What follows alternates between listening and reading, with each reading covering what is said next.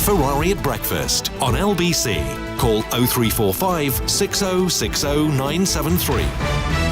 On the subject of these school bubbles, Amy says, I don't want to send my child into a hub of COVID. There's no protection for children. COVID has been shown to be very dangerous. What are we doing to our children? Martin in Cheshire says, I'm sorry, but some of this is to the schools. Why do they send 150 home for one case? Others do nothing of the sort and send home only close contacts. Not surprising, some schools are dealing this in a better way. All right, keep them coming.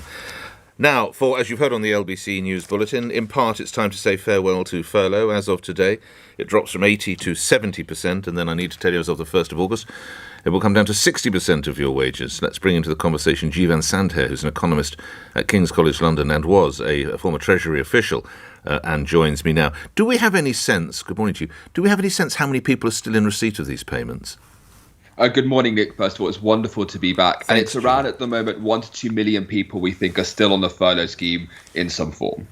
And as it's stepped down, explain what it is that the government's doing and how long do you think it will be in place, Jivan?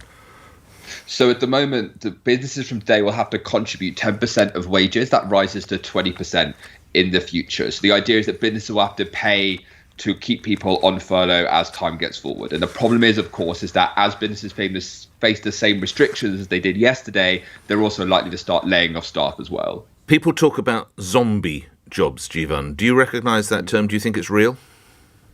I recognise the term, but I don't think it's real at this point in time. Look, the problem at the moment is people can't interact socially, right? There are social distancing restrictions in place and there's a virus and a pandemic still circulating. Those jobs are very much viable once we get over this pandemic, but especially when restrictions are relaxed. So it doesn't make any sense at all that from today, businesses have to pay to contribute to the furlough scheme, but yesterday they didn't. And once those costs start to rise, they're also going to start laying off workers as well. Always good speaking with you. I've got to let you go because I've got the Business Secretary on the line, so please understand, Jivan. We'll talk at greater length next time. Jivan Sandher was a Treasury official and is now economist at King's College London. 8 before 8 is the time. Now, I know it's all done and dealt with, but you have to recall that when Brexit was being discussed, one of the threats was that the industry would collapse and no one would ever invest here. So we have to say that really heralds the good news concerning Nissan unveiling plans to build a huge battery factory. I'm going to stop there. I'm going to let the Business Secretary and, of course, Conservative MP Kwasi Kwarteng give you more detail on the good news, who joins me from the Nissan factory, I understand, in Sunderland. OK, Secretary of State, spill out the good news in detail. Good morning. Hello, Nick. As you said, it's great news. Nissan have come in with £1 billion of new investment.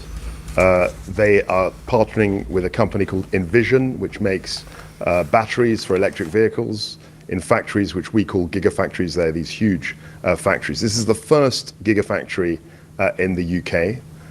It's going to provide 1,600 new jobs, well-paid jobs here in the northeast. And it's a great news story for Britain, as you said. We celebrate that. While I have the benefit of you on the line, we have talked before about locking in the so-called terminus date. Can you tell us now definitively that we will hit those targets by the necessary date? I have done that before, and we had to delay the time, to be honest, be very frank. But I think 19th of July is something which the Prime Minister has been committed to. I was very pleased to see the new Health Secretary, Sajid Javid, also mention that date. And I am fully committed to reopening fully on that date, the 19th of July. What will you particularly be watching? What indicators, what measures, what figures are you watching for? The usual figures. We look at hospitalisation rates because obviously the NHS has to take the strain of that. And we're also looking at infection rates to see how quickly the virus is spreading. But as you know, the 2 vaccinations that we've had, the double doses, people who've had double doses, are very much protected against the virus, and the information that we're seeing is very encouraging. OK. I spoke with one of your colleagues yesterday and reflected the anger that many of my listeners feel about the measure that's being brought in that business people, if they come from larger companies, can avoid some part of quarantine if they're coming in to do a deal in the UK.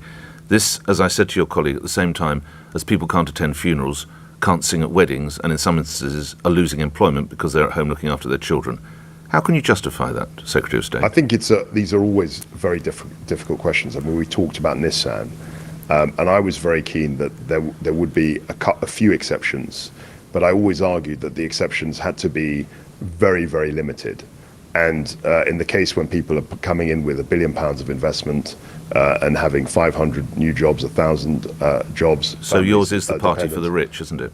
It isn't the party. It's a party of investment. Mr. Kwarteng, it's the party. If you've got $1 billion deal on the table, we'll find you a hurdle through exam. If you want to go to Granny's funeral, there's nothing we can do. That's the Conservative government, isn't it, Mr. Kwarteng? No. So the difficulty with that, Nick, is that all around the world, people are competing for investment.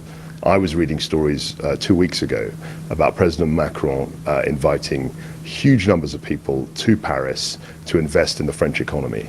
And you're not telling me as Business Secretary that I should sit idly by while President Macron attracts huge amounts of investment and creates jobs in France. It's a competitive system, global system that we have.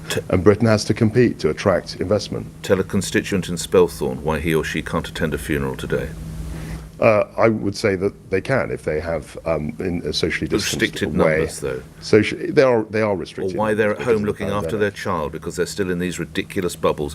But a businessman or a businesswoman can come in and will find a way who will hurdle them over quarantine. It's unacceptable. It's the ugly face of the Conservative Party at this time, Mr. Kwarteng. It isn't the ugly face of the Conservative Party. What it is trying to attract. I mean, you don't seem to take any account of jobs or any account of wealth creation or any account of the fact. Respectfully, I don't think you're taking any account of people who are in mourning, people who want to go to their daughters' or sons' weddings, people who want to do a job and they can't, Secretary of State, because they're having to stay home because their children have been forced to self-isolate. And they're only paid when they turn up for work. You want to talk work? I'll talk work about that, Mr. Kwarteng.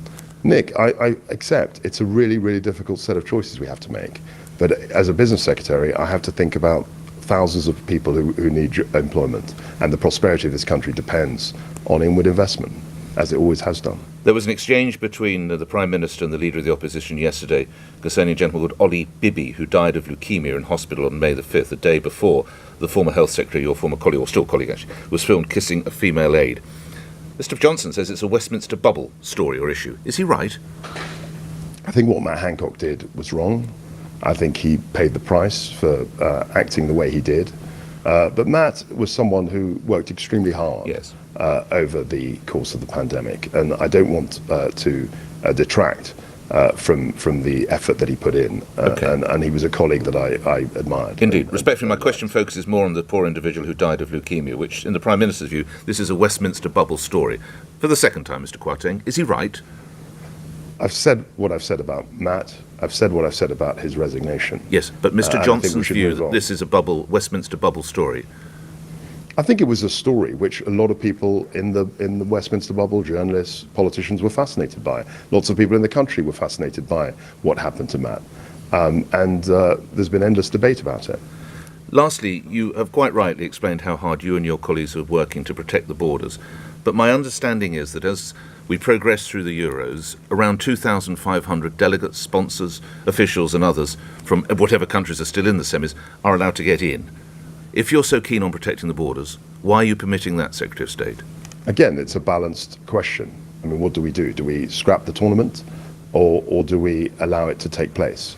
We've allowed it to take place, and UEFA have made a case for people coming in. And as long as we have our own protection, so the main focus that we've always had, Nick, as you know, has been on vaccinations and doses to protect our people. And as long as we keep doing that, I think we'll have a measure of protection that we can live with. You're wholly comfortable that possibly, and I'm sure you, like I, are pulling for England to win the damn thing, not just get to the semis, but possibly 10,000 people will come from different countries in the space of a few days, and all the checks that you and your colleagues, you're completely relaxed about that, and it's necessary, Mr. Kwarteng. I'm not completely relaxed. There's always none of these decisions are easy, but I think that as long as we drive up the vaccination numbers, and as long as we observe our social distancing rules, I think we do have a measure of protection. I think there is a balance there. And lastly, why can't an English or even British delegation go to Rome this Saturday? I have no idea what the Roman sports arrangements are. I think it's something for the Italian government. Obviously, I would if I was Foreign Secretary or the sports minister, I'd be very, very concerned. And I'd want to talk to the Italian officials about allowing British delegates to come into Italy. Grateful for your time. Congratulations to you and your colleagues with the Nissan deal. It's fantastic news. We'll finish on that positive. Kwasi Kwarteng, your Business Secretary, appearing here on LBC, where it's 8 o'clock. The news is next. On your radio, on Global Player. And Play LBC. leading Britain's conversation. This is LBC. From Global's newsroom at 8 o'clock, Nissan has confirmed it will build a new electric model